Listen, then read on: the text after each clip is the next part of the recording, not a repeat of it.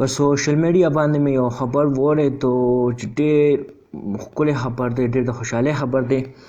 نو بس دا خواهش مې اوچت شو چې دا کوم خبر دی دا په پښتو زبان کې خپل ملګرو سره شیر کړم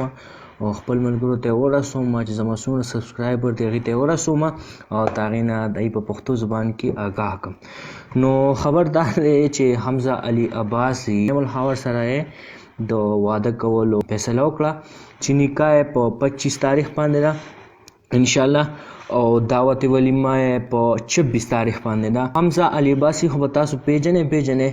اوس پی ټي آی طرف ته مایل شوی دی او ډرامو نه او فلمونه فلم انډسټري نه لږ په سایډ شوی دی. ډرامو کې اوس داسې خاص کار نه کوي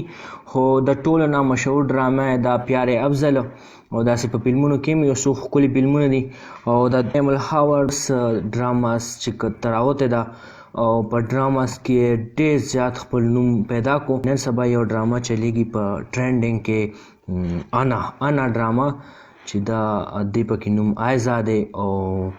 ډېر ښکلی ایکټینګ پکې کوي او ښکلې ډرامه تاسو هم وګورئ ډېر ښکلې ډرامه ده او ترې پکې ډېر ښکلی ایکټینګ دی. نو د هغې نه ډېره زیاته مشهوره شوې ده خو اوس یې فیصله وکړه د واده حمزه علي عباسي سره. بس موږ به دا دعا او الله تعالی دې په خیر حیات سره وکړي او همیشه لپاره دې قایم او دایم وساتي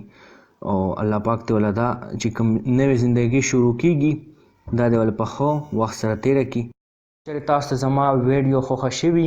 نو زما ویډیو لایک کړئ شیر یې کړئ او زما چینل هم لایک کړئ او سبسکرایب یې کړئ او د خپلو ملګرو سره یې شیر کړئ. دوستانو ستاسو لپاره ما د فیسبوک یو پیج هم جوړ کړی دی او چې لینک یې ډسکرپشن کې موجود دی نو تاسو پلیز په هغې پیج باندې ضرور وزټ وکړئ او هغه هم لایک کړئ او فالو یې کړئ. په هغې باندې هم زه ډېر ښکلې او د مزې او اسانې ټیکنیکل ویډیو وکوم ستاسو دپاره.